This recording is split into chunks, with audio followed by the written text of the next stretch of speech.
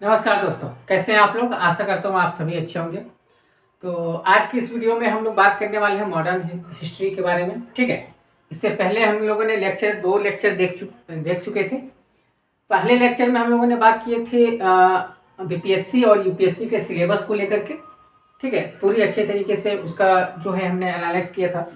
Second lecture में हम लोगों ने 18वीं सदी की भारत की जो है राजनीति दशा के विषय में हमने बात की थी कि कौन कौन से उस समय राज्य थे, किसका शासन था 18वीं सदी में। हमने बताया था कि 18वीं सदी का अर्थ होता है एक 1700 के आसपास का समय, 1700 से लेकर के 1800 के बीच का समय 18वीं सदी कहलाता है। ठीक है, हमने बेसिक जानकारियां आपको दे दी थी कि सदी क्या है, ठीक है, दशक क्या है, किस राज्य में कहाँ पे किसका शासन था। ठीक है, ये सभी चीज़ें और यूरोपीय कंपनियां जो है हमारे भारत कैसे आई, वो सभी चीज़ों के विषय में मैं कॉर्नर पर लिंक दे दूंगा आपको। आप जा करके वो वीडियो को देख करके फिर ये जो है क्लास आप करें, ताकि आपको जो है बेसिक जब जानकारियां हो जाती हैं तो कोई भी बुक पढ़ें, किसी भी टीचर से पढ़ें आप, तो आपको वो समझ आ जाती है, उसे समझने की शक्ति आ जाती है, क्योंकि बेसिक नॉलेज बहुत ही अहम होता है। ठीक है, तो ये चीज़ें होती हैं कि किसी भी चीज में क्यों हुआ, क्यों आखिर में भारत पे अरबों ने जो है वो राज किया, मुसलमानों ने राज किया, और जितने भी चीजें अंग्रेजों ने राज किया, फ्रांसीसियों ने, डच ने, यूरोपियन कंपनियां ने जो है वो राज किया। आखिर में हम लोग उस समय क्या कर रहे थे, हमारी क्या दशा थी, हमारी सामाजिक व्यवस्था क्या थी, हमारी आर्थिक व्यवस्था क्या थी, कि सभी के सभी जो है लगभग 700 ईस्वी से लेकर के हमें लगभग जो है 1947 तक कोई ना कोई हम पे जो है राज करता रहा। इसकी वजह क्या थी, क्या ऐसा कारण था जिसकी वजह से जो है इतनी सारे, जब तक बेसिक आप नहीं जानेंगे तो हमने इसके पिछली वीडियो में आपको बेसिक चीजें बताई थी कि क्या क्या चीजें हैं जिससे कि हमें हम पे जो है कोई क्यों राज कर जाता है। ठीक है, आज जो है हम उसी क्लास को आगे की ओर बढ़ाएंगे। हमने राजनीति दशा के बारे में बात की थी, आज सामाजिक और आर्थिक दशा के विषय में बोलेंगे, थोड़ी सी ब्रीफ देंगे ताकि आपको वो नॉलेज हो जाए। सामाजिक दशा जो है हमारी 18वीं सदी आते आते भी कुछ खास अच्छी नहीं थी। जबकि हम बात करें पूरे विश्व की तो 1500 से लेकर के 1700 के आसपास जो सदी था हमारा, यानी कि 1500 से लेकर 1700 की ईस्वी की बात करें तो उस समय जो थे पूरे विश्व में कुछ ना कुछ नया चीज हो रही थी, नई चीजों को लेकर के बदलाव हो रहा था। यूरोप में खास करके अगर हम 16वीं 17वीं सदी की बात करें, यानी कि लगभग जो है 1500 से 1600 ईस्वी की बात करें, तो वहाँ पे नए नए इन्वेंशन हो रहे थे, नई नई खोजें हो रही थी, पुनर्जागरण की खोज हो चुकी थी, जैसे मैंने पिछली वीडियो में भी बताया था। लेकिन भारत पे कुछ खासा असर नहीं देखने के लिए मिल रहा था। हम वही घिसी पिटी जो पुरानी चीजें हैं उसी को लेकर के आगे बढ़ रहे थे। तो ये कभी भी मेंस में पूछा जा सकता है, तो इस वजह से मैं एक थोड़ी सी ब्रीफ देता हूं कि आप अपने से भी लिख लें। कि जैसे आपने दादा नानी से भी किस्से कहानियां सुन रहे होंगे कि जो है हमारी काफ़ी ज़्यादा ज़मीन थी, फिर भी जो है भूखे रहते थे। इसकी वजह क्या थी, इसकी वजह नई तकनीकी जो है कृषि में वो विकसित नहीं हो पाई थी भारत में। ठीक है, हमें काफ़ी ज़्यादा एक स्टेट से दूसरे स्टेट में जाने के लिए काफ़ी ज़्यादा लगान देना होता था। उसे जो है स्टेट कर के चीज़ों को लेकर के काफ़ी ज़्यादा उसमें बढ़ोतरी की गई थी। जमींदारों की स्थिति जो थी वो काफ़ी ज़्यादा अच्छी थी, जिससे कि वो किसानों को हमेशा जो है वो प्रताड़ित करते रहते थे। तो ये काफ़ी चीज़ें थी जिस वजह से हमारा समाज जो है अच्छा डेवलप नहीं हो पाया था 18वीं सदी के आते आते भी। ठीक है, दूसरी चीजें क्या थी, शिक्षा की बात करें तो शिक्षा पे कुछ ही लोगों का वर्चस्व था। जैसे अगर हम हिंदू शिक्षा की बात करें तो हिंदू शिक्षाएं जो है लगभग जो संस्कृत भाषा में होती थी, जो कि खास तबके के लोगों को लिए ये जो है ये शिक्षा इजी हो गई थी, जैसे ब्राह्मण हुए, राजपूत हुए। ठीक है, उसके बाद क्या था, जो निम्न तबके के लोग थे उन्हें ना तो अच्छी शिक्षा मिल पाती थी, अगर शिक्षा भी मिलती थी तो निम्न स्तर की शिक्षा मिलती थी। उच्च स्तर की शिक्षा के लिए भारत के बाहर जाना होता था। 17वीं सदी के 18वीं सदी की अगर मैं बात करूं तो जब बाहर लोग जाते थे उच्च शिक्षा के लिए, उच्च शिक्षा जो है हमारे अच्छी नहीं थी, प्राचीन काल में अच्छी थी, लेकिन जब 18वीं सदी के आसपास जब हम आधुनिक भारत की बात करें, जहां से अगर 1600 से स्टार्ट करें तो वो काफ़ी अच्छी नहीं थी हमारी ऊंची शिक्षा। ठीक है, निम्न स्तर की जो शिक्षा है वो काफ़ी अच्छी थी, चाहे वो मुस्लिम समुदाय में हो वो या फिर हिंदू में। ठीक है, ये दोनों में मुस्लिम शिक्षा जो थी वो हिंदू शिक्षा थी या मुस्लिम शिक्षा थी, निम्न स्तर पे अच्छी थी, लेकिन उच्च स्तर पे यहाँ पे कोई ऐसा प्रबंध नहीं था शिक्षा के लिए। ठीक है, तो हमने सामाजिक देख लिया। सामाजिक में जो सांस्कृतिक चीज़ें होती थी, जैसे विधवा जो है वो हो गया विवाह, या फिर बाल विवाह हो गया। ठीक है, सती प्रथा हो गई, ये चीज़ें जो है हमारे समाज को जकड़ के रखी थी। ये अदर कहीं पे कंट्री में नहीं हो रहा था, ये हमारे भारत में था, जिससे कि हम और ज़्यादा डेवलप नहीं कर पा रहे थे। यहाँ हिंदू में ही कई समाज जो है कई जातियों में विभक्त था, जिस वजह से जो है आपस में ही जो है हमें प्रताड़ित किया जाता था अपने ही खुद के समाज में रह करके। ठीक है, मुस्लिम में भी सेम चीज़ें थी, ऐसा नहीं थी कि मुस्लिम कहीं एकजुट थे, मुस्लिम भी आपस में लड़ रहे थे। इसका फ़ायदा विदेशी उठाए, चाहे वो कोई भी ईरान हो, अरब के हो, तो ये सभी चीज़ें जो है उन्होंने इस चीज़ का फ़ायदा उठाया और हमारे भारत पे बार बार आक्रमण करते रहे। वहीं पे बात करें, हमारे जो शासक हुए हैं, चाहे वो मुगल हुए या मराठा हुए या राजपूत हुए, ठीक है, ये जितने भी शासक हुए या जाट हुए, ये लोग करते क्या थे, ये लोग भी निम्न तबके का ही खून चूसते थे।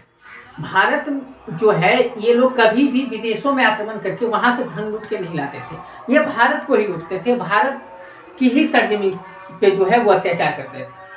ठीक है, तो ये सभी चीज़ें थी, जो भी था भारत को लूटने में लगा था। राष्ट्रीयता की कमी थी, ठीक है, राष्ट्रीय एकता की कमी साफ दिख रही थी, जिसकी वजह से जो है हर तबके के लोग जो है, हर जगह के लोग जो है भारत पे हमेशा दबदबा बनाए हुए थे। तो ये हमने सामाजिक आर्थिक की जैसे मैंने बात की कि काफ़ी जगह से जो है वो हमें जैसे निर्यात में अगर हुआ तो हम लोग कपड़ा जो है निर्यात करते थे, जैसे बंगाल का मुर्शिदाबाद हो गया, ये हम बात करेंगे। ठीक है, तो ये सभी चीज़ें, बिहार में पटना हो गया, ठीक है, ये कपड़े के लिए काफ़ी फेमस था। ठीक है, सूरत हो गया गुजरात में, अहमदाबाद हो गया, तो ये चीज़ें जो है यहाँ से हम लोग निर्यात करते थे। ठीक है, तो आयात और निर्यात जो है हमारी काफ़ी अच्छी रही थी। जैसे हमें जो है अफीम जो है वो हम विदेशों में भेजते थे। ठीक है, और हमारे मसाले काफ़ी फेमस थे, लेकिन हमें कर काफ़ी ज़्यादा देना होता था, जिस वजह से जो है हम काफ़ी अगर व्यापार में कहें तो नीचे ही जा रहे थे, हमें प्रोग्रेस नहीं था। हाँ, बल्कि जो विदेशी आकर के यहाँ से कुछ खरीद के लेके जा रहे थे, उन्हें काफ़ी मुनाफा हो रहा था। लेकिन हम लोगों को जब जाना पड़ता था तो क्या होता था, हम लोग थल मार्ग से जाते थे। हम लोगों को पाकिस्तान, अफगानिस्तान होते हुए, ईरान होते हुए, तब यूरोप में जो है वो चीज़ें हमें बेचनी पड़ती थी। तो क्या होता था, तो जितने राज्य जब हम क्रॉस करते थे उतनी ज़्यादा कर हमें देनी पड़ती थी, जो कि वहाँ तक लास्ट तक जाते जाते हमें मुनाफा कम होता था। यूरोपियन क्या करते थे 18वीं सदी के आसपास, वो जो है जल मार्ग की खोज हो चुकी थी उस समय, तो इस वजह से वो जो है डायरेक्ट जल मार्ग के थ्रू आते थे, जहाँ की कहीं कोई लगान देना नहीं पड़ता था उन्हें। ठीक है, तो आप लगभग आपने देख लिया होगा, और आप इसे नोट करके कहीं भी लिख सकते हैं कि ऐसे जो है व्यवस्थाएं थी। चलिए, हम बात कर रहे थे सेकेंड वाले क्लास में ब्रिटिश विस्तार के विषय में।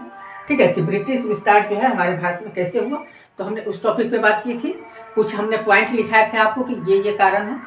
ठीक है, आज हम सब ब्रिटिश विस्तार का सबसे अहम जो कारण था वो ये 3 वॉर था कर्नाटक का, उस विषय पे हम लोग चलिए आज चर्चा करें। सबसे पहले बात कर ले कि अभी तक में 18वीं सदी तक में, यानी कि 1750 के 18वीं सदी के मध्य तक में क्या हुआ था कि 2 देश जो है वो एक तरह नंबर 1 की लड़ाई लड़ रहा था कि पूरे विश्व में सबसे ताकतवर कौन है। वो देश था फ्रांस और ब्रिटेन। ये फ्रांस और ब्रिटेन अमेरिका के गुलाम बना चुके थे, दक्षिण अमेरिका को गुलाम बना चुके थे, अफ्रीका को बना चुके थे। लगभग देशों पे इनका जो है वर्चस्व काफ़ी था। अब क्या थी, इन दोनों में नंबर 1 की लड़ाई चल रही थी कि कौन नंबर 1 है दुनिया में, शक्तिशाली देश कौन है, ब्रिटेन या फिर फ्रांस। तो उसी चीज़ को लेकर के हमारे भारत में भी इन लोगों ने अपना कहीं कहीं पे कंपनियां खोल रखी थी। जैसे अगर हम बात करें फ्रांस की, तो फ्रांस पांडिचेरी में अपना कंपनी खोल रखा था, और अगर हम बात करें अंग्रेजों की या ब्रिटेन की, तो वो जो है मद्रास में। अभी दोनों आप देखिएगा मैप पे, तो दोनों तमिलनाडु का एक हिस्सा है, ठीक है। तो दोनों उसी जगह पे आसपास में अपनी अपनी कंपनियां खोल चुकी। जब आपस में आसपास हैं तो वो आपस में लड़ेंगे, लेकिन ये लड़ाई जो है, ये वॉर, अगर फर्स्ट वॉर की बात करें तो ये लड़ाई थी बाहर की, यानी कि देश से बाहर की।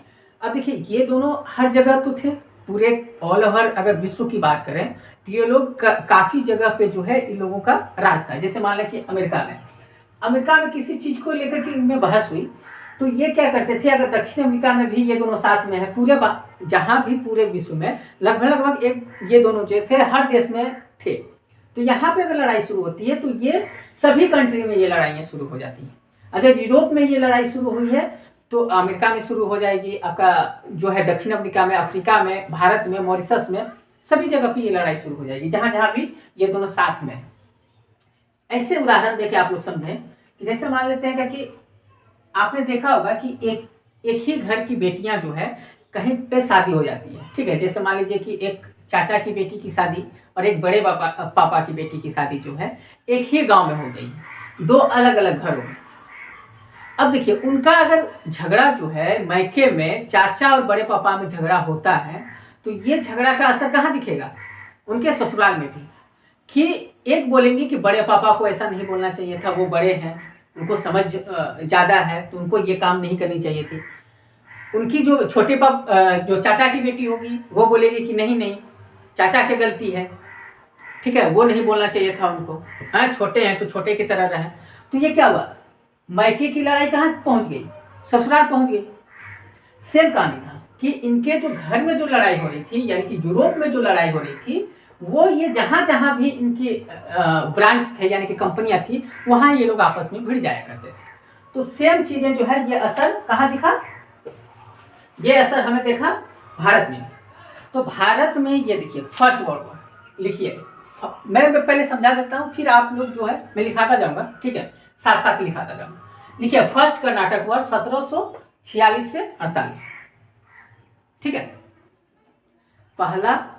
प्रथम कर्नाटक युद्ध 1746 से 48, ये 18वीं सदी का मध्य की बात हो रही है, ठीक है। जब मध्य की बात करेंगे 1750 के आसपास का समय होता है।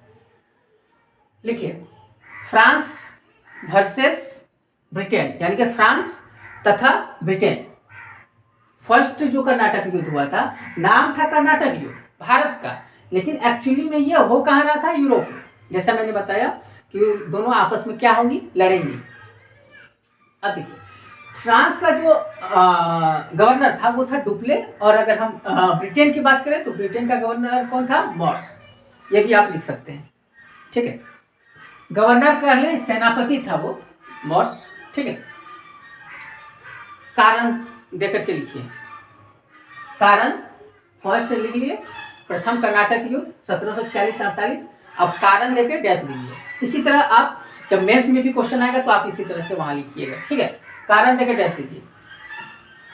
पहला लिखिए दोनों कंपनियों की महत्वाकांक्षा, फर्स्ट देकर लिखिए दोनों कंपनियों की महत्वाकांक्षा। अब देखिए ये सभी में काम कर देगा, सबकी अपनी अपनी महत्वाकांक्षा होती है कि जो है मेरा वर्चस्व ज़्यादा हो, ये कोई भी चाहेगा कि जो है मेरा दबदबा जो है इस क्षेत्र में ज़्यादा हो, तो उसी को लेकर के कभी कभी लड़ाइयाँ होती है, ठीक है। पहला क्या है, दोनों कंपनियों की महत्वाकांक्षा। सेकेंड फिर डैश दे करके कि ऑस्ट्रिया क्या है, एक देश है। जब आप यूरोप का नक्शा देखेंगे, जब मैंने नक्शा पे भी बताया था, ये हमारा फ्रांस हो गया, ठीक है, ये जर्मनी का हो गया, यहाँ पे ब्रिटेन हो गया, और यहाँ पे जो है ऑस्ट्रिया हो गया, ठीक है, जर्मनी के जस्ट सटा हुआ है, ठीक है। ये स्पेन हो गया, ठीक है।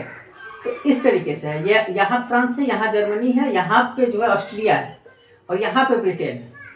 फ्रांस के जस्ट ऊपर पे ब्रिटेन आपको दिख जाएगा। मैं अभी भी बता रहा हूँ कि हर बार जो है आप वर्ल्ड मैप और इंडियन मैप दोनों साथ में लेकर के हिस्ट्री पढ़ा कीजिए, ताकि जो है आपको ज़्यादा से ज़्यादा समझ में आए। तो ये समझ लीजिए यहाँ पे ऑस्ट्रिया है, जर्मनी और ऑस्ट्रिया के बीच में लड़ाई चल रही थी, लेकिन इसमें क्या हुआ कि ये यूरोप का हिस्सा है, इसमें ब्रिटेन ने एक का साथ देता है और फ्रांस जो है दूसरे का साथ देता है। तो ये लड़ाई दो देशों के बीच में थी, लेकिन अब क्या हो गया कि इन दोनों के बीच में वो लड़ाई शुरू हो गई। तो इसी का असर जो है हमारे कर्नाटक युद्ध पर भी पड़ा, यानी कि कर्नाटक वॉर जो शुरू हुआ यही कारण था कि वहां ये लोग लड़ रहे थे, इस वजह से यहाँ भी लड़ने लगे।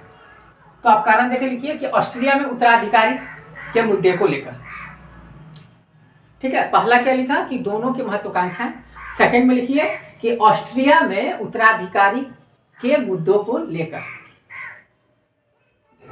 नोट में लिख सकते हैं कि ये जर्मनी और ऑस्ट्रिया के बीच में लड़ाई हो रहा था। एक का साथ आप लिख सकते हैं कि एक का साथ ब्रिटेन ने और दूसरे का साथ फ्रांस ने दिया, ठीक है,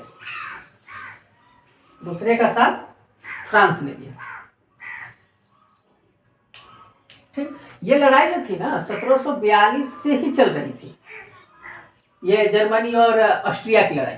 लेकिन ये लोग कूदे कब? 1746 में, और वहां पे जैसे कूदे तो यहाँ भी कूद गए, यानी कि इंडिया में भी, ठीक। अब देखिए परिणाम देकर के डैश दीजिए, परिणाम क्या रहा, इसका रिजल्ट क्या रहा।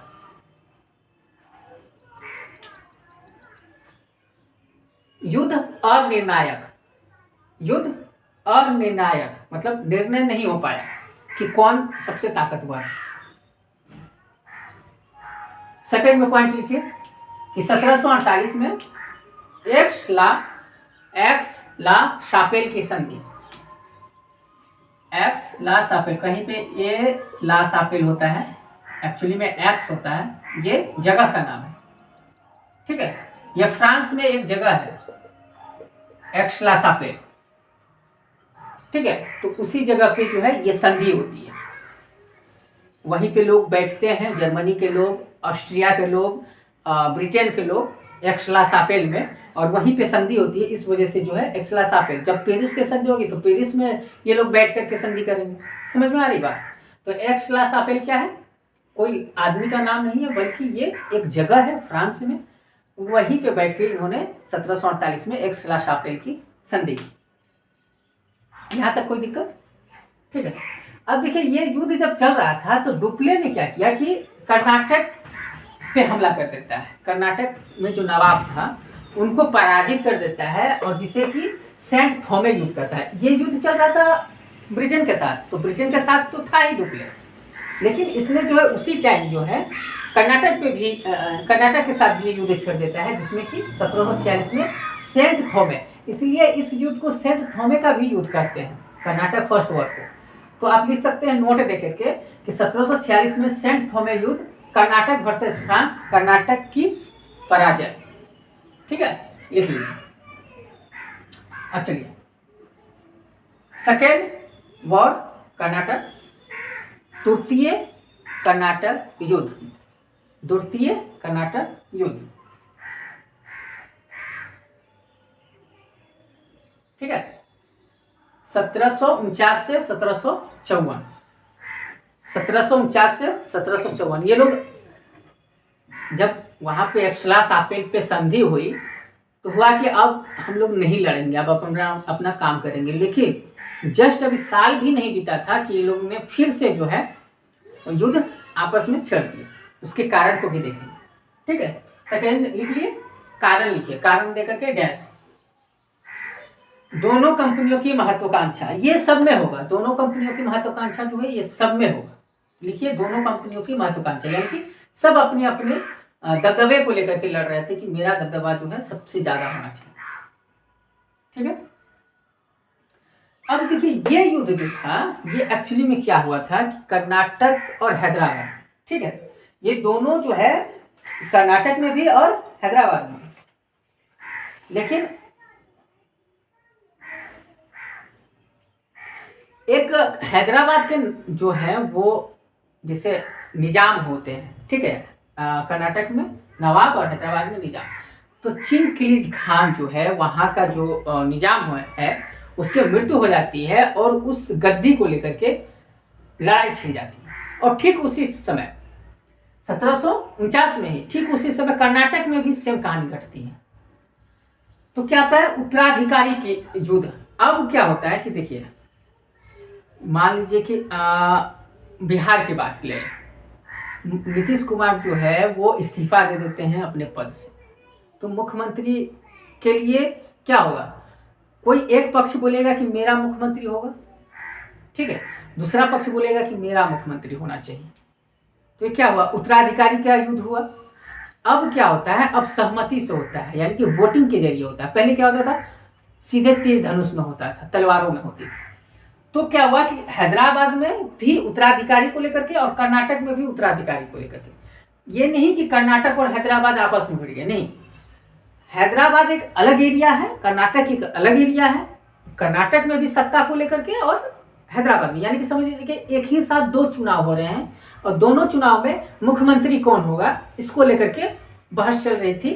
तो एक का साथ जो है, यानी कि अब दो प्रतिद्वंदी हैं, हैदराबाद में भी दो और कर्नाटक में भी दो लोग खड़े हुए हैं। मान लीजिए एक का साथ अंग्रेज दे देते हैं, दूसरे का साथ जो है वो फ्रांस दे देता है, यानी कि ऐसा नहीं। तो आप लिखिए दोनों कंपनियों की महत्वाकांक्षा डैश देखिए, हैदराबाद तथा कर्नाटक में उत्तराधिकारी को लेकर के, हैदराबाद तथा कर्नाटक में उत्तराधिकारी को लेकर के। फिर डैश दीजिए, नासिर जंग मुजफ्फरजंग, यह हैदराबाद में दो कैंडिडेट खड़ा हुआ, नासिर जंग और मुजफ्फरजंग। नासिर जंग और मुजफ्फरजंग हैदराबाद के निजाम में जो है के लिए ये दोनों दावेदारी पेश करते हैं। अब लिखिए अनवरुद्दीन वर्सेस चंदा साहब, यानी कि कर्नाटक में भी दो कैंडिडेट, एक अनवरुद्दीन और एक चंदा साहब कर्नाटक में, ठीक है। दोनों अलग अलग दो कैंडिडेट खड़े हुए। अब देखिए इसका फर्स्ट नासिर जंग और अनवरुद्दीन, यानी कि जो हैदराबाद में जो नासिर जंग थे और कर्नाटक में जो है अनवरुद्दीन, ये दोनों का साथ कौन देता है? ब्रिटेन। और हैदराबाद में मुजफ्फरजंग और कर्नाटक में चंदा साहब, ये दोनों का साथ कौन देता है? फ्रांस, ठीक है। एक का साथ बीजेपी और एक का साथ कांग्रेस। अगर हम ब्रिटेन को बीजेपी मान लें तो नासिर जंग और अनवर जंग, ये दोनों अगर हम हैदराबाद में नासिर जंग का साथ देती है और कर्नाटक में अनवरुद्दीन का साथ देती है ब्रिटेन, और मुजफ्फर जंग और चंदा साहब का फ्रांस, ठीक है। अब देखिए ये दोनों साथ होगी तो ये दोनों कंपनियां भी आपस में लड़ने लगी। एक्चुअली हुआ क्या कि 1749 में जो है अंबूर की लड़ाई में फ्रांस गुट जो है, यानी कि ये फ्रांस का जो गुट है मुजफ्फरजंग और चंदा साहब, ये दोनों जीत जाते हैं, ठीक है। ये दोनों क्या होते हैं? जीत जाते हैं। और कर्नाटक का कुछ एरिया जो है मसूरीपट्टनम, ये सब, ये चंदा साहब जो है खुश होकर के उनको दे देता है गिफ्ट में, बहुत बड़ा एरिया। तो फ्रांस का क्या होता है? वर्चस्व बढ़ जाता है। कब? 1749 में ही, ठीक है। ये दोनों मारे जाते हैं और यहाँ पे जो है फ्रांस की जीत हो जाती है, यानी कि यहाँ ब्रिटेन हार जाता है। समझ में आ रही बात ना? यानी कि ब्रिटेन जिसका सपोर्ट था वो हार चुका था, ठीक है, और फ्रांस जिससे सपोर्ट कर रहा था वो जीत गया। तो फ्रांस का क्या होगा? वर्चस्व होगा, क्योंकि फ्रांस की सेना लड़ रही थी, फ्रांस भी साथ दे रहा था 1749 में। लेकिन क्या हुआ कि होता है ना हर जगह, हैदराबाद जो कर्नाटक है वो फ्रांस का क्या हुआ? वर्चस्व बढ़ गया। तो आप डैश देके लिख लीजिए, ये तो आपने लिख लिया, या दो चीजें लिख सकते हैं, ऐसे लिख सकते हैं नासिर जंग वर्सेस मुजफ्फरजंग हैदराबाद, अनवरुद्दीन वर्सेस चंदा साहब कर्नाटक में लड़ रहे थे, नासिर जंग और अनवरुद्दीन का साथ ब्रिटेन देता है और मुजफ्फरजंग और चंदा साहब का साथ फ्रांस देता है। फिर डैश देकर लिखिए परिणाम। अब परिणाम देकर के डैश दीजिए। 1749 में अंबूर की लड़ाई में फ्रांसीसी गुट की जीत। समझ में आ गई ना बात? फ्रांसीसी गुट कौन कौन थे? यानी चंदा साहब और मुजफ्फरजंग, ये फ्रांसीसी गुट हुए, यानी कि फ्रांसीसी ने साथ दिया, ठीक है। फिर डैश देकर लिखिए हैदराबाद और कर्नाटक में फ्रांसीसियों का वर्चस्व, क्योंकि वो जीत जाता है उसका गुट, तो ऑटोमेटिक है कि जिसका जीतेगा वो देहात जो है वो खींचे तानेगा, ठीक है। अब देखिए क्या होता है, ठीक 1751 से 52 लिखिए। 1751 से 52 में एक अंग्रेज का बहुत ही निम्न पद पे यानी कि क्लर्क के पद पे क्लाइव होता है। और क्लाइव मात्र लगभग जो है 230 सेना उसके पास थी, 230 लोग थे उसके पास, और उसने फ्रांसीसी के 4000 सैनिक को उलझाए रखा था, और एक दो दिन नहीं, लगभग 1-1.5 महीने तक। तो सोचिए क्लाइव कितना यहाँ पे एक चाल चलता है और चंदा साहब की हत्या करवा देता है। तो क्या होता है कि 1751 से 52 में क्लार्क क्लाइव ने कर्नाटक की स्थिति को मजबूत कर लिया। जब चंदा साहब की मृत्यु हो जाती है तो अंग्रेज के हिसाब का नवाब बन जाता है, वहाँ अंग्रेज के मन का नवाब बन जाता है, क्योंकि इससे पहले फ्रांस के मन का नवाब था चंदा साहब। अब इस चंदा साहब की मृत्यु कब हो जाती है, कब करवा देता है, 1751 से 52 में।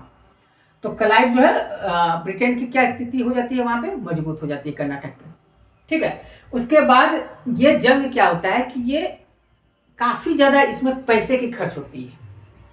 तो अंग्रेज क्या थे, इन्होंने चुगलखोरी की फ्रांसीसी राजा से, जो कि लुइस 14वां जो था, वहां फ्रांसीसी का राजा था, उनसे चुगलखोरी करता है कि देख, अगर डुप्ले इंडिया में रहा ना, तुम लोग की भट्टी जो है वो बैठा देगा, क्योंकि हर जगह ही लड़ाई लड़ रहा है, उसको भी पैसा दे के लड़वा देता है, हमको भी पैसा दे के लड़वा देता है। तो फ्रांसीसी राजा जो लुइस 14वें थे, उन्होंने क्या किया, डुप्ले को बुला लिया, उसकी जगह पे जो है गोडोहू जो है उसको गवर्नर बना दिया गया फ्रांस का। यहीं से अब पतन शुरू हो जाता है फ्रांसीसियों का। अब देखिए क्या होता है कि डुप्ले की फ्रांस जो है वापसी हो जाती है।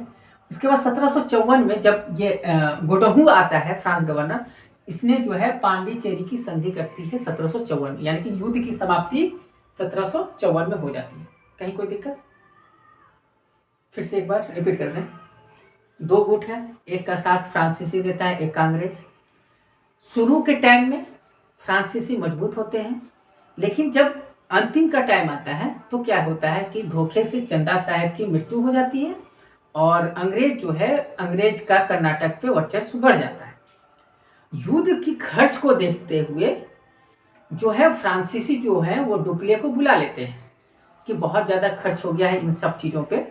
ठीक है, उसके जगह पे दूसरा कोई गवर्नर आता है, और वो युद्ध जो है नहीं चाहता है, ऑटोमेटिक सी बात है। उसने क्या किया, पौंडीचेरी की संधि कर ली 1754 में, और कर्नाटक का सेकेंड वॉर जो है वो खत्म हो जाता है। ठीक है, लेकिन अंग्रेज कहीं ना कहीं, अंग्रेजों के लिए ये पॉजिटिव पॉइंट था। युद्ध जो है अनिर्णायक रहा, लेकिन जैसे फर्स्ट में फ्रांसीसियों की थोड़ी सी वर्चस्व था, उसी तरह सेकेंड में अंग्रेज थोड़े से मजबूत हुए थे। ठीक है, क्योंकि डुप्ले के जाने के बाद फ्रांसीसी जो था वो अच्छा नहीं, क्योंकि डुप्ले काफ़ी दिनों तक भारत रह चुका था, और उसे हर चीज़ों के बारे में, खासकर भारतीयों के बारे में उसे काफ़ी ज़्यादा ज्ञान हो चुका था। ठीक है, किसको किस तरह से हैंडल करना है उसे पता था। कोई भी ज़्यादा समय रह जाएगा तो वो ज़्यादा समझदारी उसे होगी उस एरिए की। अभी हाल फिलहाल आया था, तो इससे क्या समझ, अभी तो ये भारतीयों को जानने में ही समय लगाएगा। जब आप क्रिकेट खेलते हैं तो थोड़ी देर जब तक वेट करते हैं आप पिच पे, तब आपको समझ में आता है कि पिच क्या कह रहा है, पिच कैसा है। ठीक है, कौन सी गेंद जो है वो स्विंग हो रही है, कौन सी बाहर जा रही है, तो वो सभी चीज़ें कितनी उछाल है। तो समय जब तक नहीं दीजिएगा तब तक उस चीज़ को नहीं समझिएगा। डुप्ले यहाँ समझ चुका था पिच को। ठीक है, यहाँ तक कहीं कोई दिक्कत? और देखिए थर्ड लिखिए, तृतीय कर्नाटक युद्ध। तृतीय कर्नाटक युद्ध 1758 से 1763। अब देखिए ये जो वॉर हुआ तृतीय, फिर यही हुआ कि जो है वो मायके में लड़ रहा था ये लोग, तो ससुराल में आकर लड़ना जो है वो शुरू कर दिया। हुआ क्या कि ऑस्ट्रिया जो हमने बात की थी, तो ऑस्ट्रिया का उस समय क्या कौन दिया था साथ, फ्रांस ने।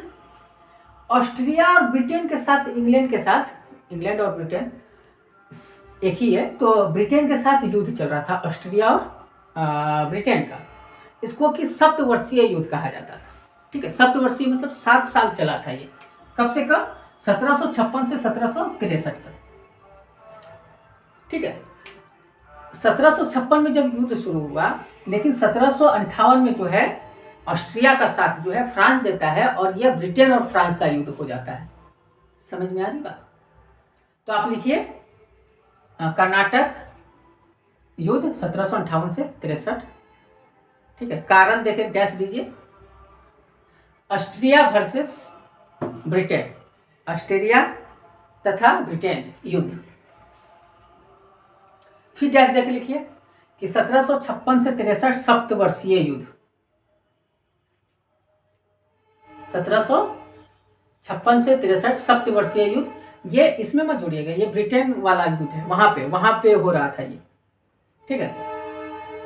देखिए 1758 में युद्ध में 1758 में युद्ध में फ्रांस की एंट्री,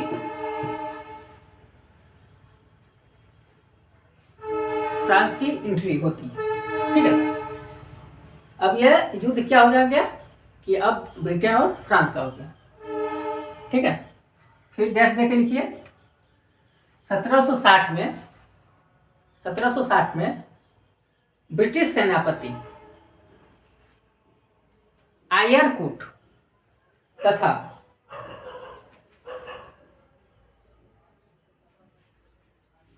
फ्रांसीसी गवर्नर डी लिली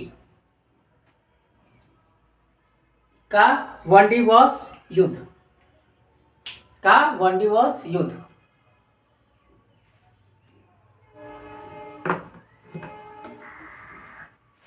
बहुत तेज था, आयरकुट जो था, इसकी कूटनीति जो है, समझ लीजिए कि फ्रांसीसी का डुप्ले और अंग्रेज का ये आयरकुट, ये सेनापति था, ठीक है, सेनापति था, वो गवर्नर था।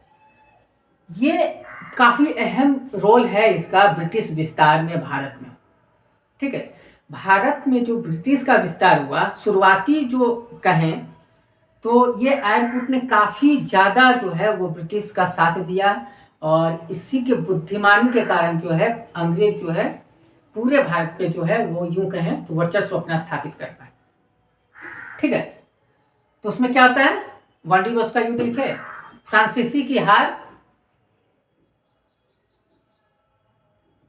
अंग्रेज का वर्चस्व कायम 1760 में।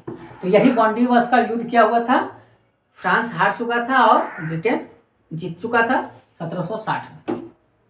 यहां तक कहीं कोई दिक्कत?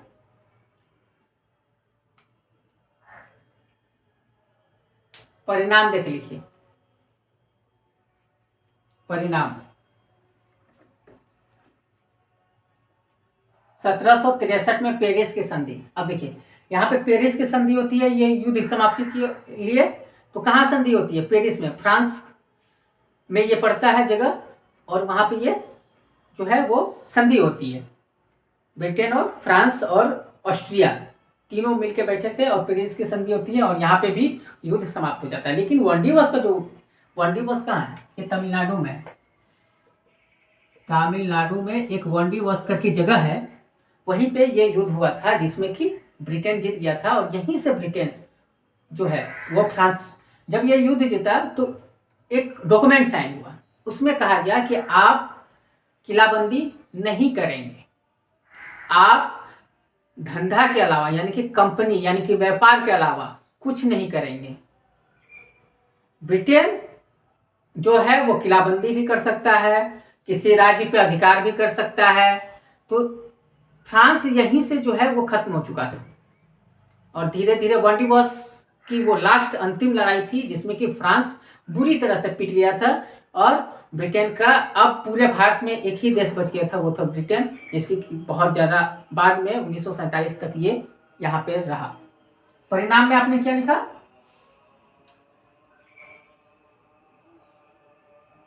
1763 में पेरिस की संधि पर युद्ध की समाप्ति,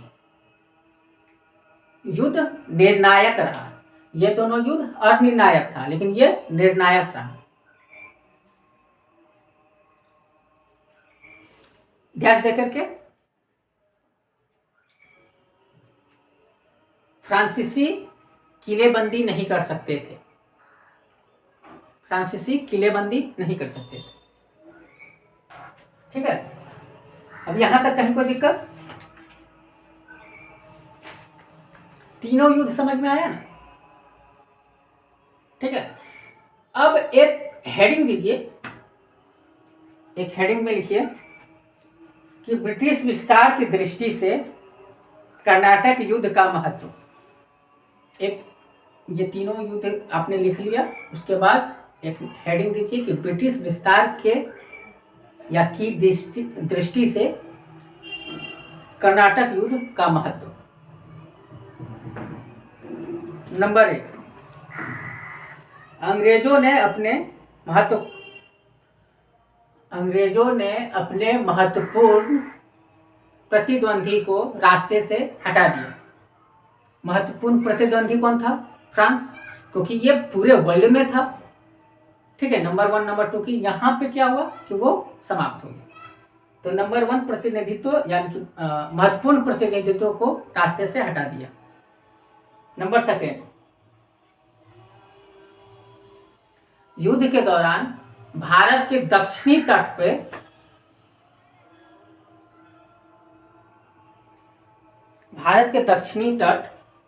पर तथा पूर्वी तट में दक्षिणी और पूर्वी, ये वाला बंगाल वाला हिस्सा, और ये पूरा केरल, मैसूर, कर्नाटक, ठीक है, हैदराबाद, ये सब इलाका, ये हो गया पूर्वी तट। ठीक है, और ये हो गया दक्षिणी तट, ये वाला इलाका पर अंग्रेजों का वर्चस्व।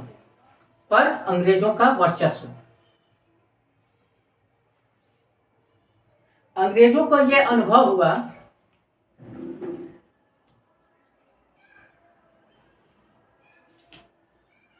कि उत्तराधिकारी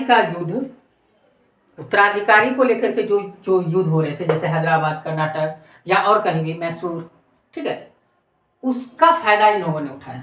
ठीक है, तो क्या लिखे? अंग्रेजों को यह अनुभव हुआ कि उत्तराधिकारी को लेकर युद्ध साम्राज्य विस्तार के दृष्टिकोण से एक अवसर हो सकता है। उत्तराधिकारी का युद्ध, ठीक है, साम्राज्य विस्तार के दृष्टिकोण से एक अवसर हो सकता है। इसी में लोगों को पता चल गया। तब ये जाकर के मुगल को भी इन्होंने हराया, बंगाल के नवाबों को भी हराया, अवध के नवाबों को भी हराया। यहीं से वो लोग शुरू हुए तो पूरा भारत खत्म करके ही दम मारा इन्होंने। ठीक है, नंबर कितना है? 3 या 4, जो भी नंबर है, नंबर देकर के लिखिए। भारतीयों में राष्ट्रीय एकता की कमी। भारतीयों में राष्ट्रीय एकता की कमी को अंग्रेजों ने पहचाना। राष्ट्रीय एकता की कमी थी, लोग मिलकर नहीं लड़ रहे थे, इसको वो आभास हो गया।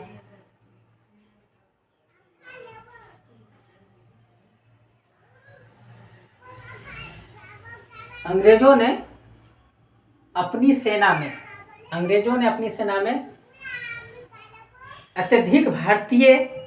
अत्यधिक भारतीयों को शामिल किया। अंग्रेजों ने अपनी सेना में अत्यधिक भारतीयों को शामिल किया इस युद्ध के बाद।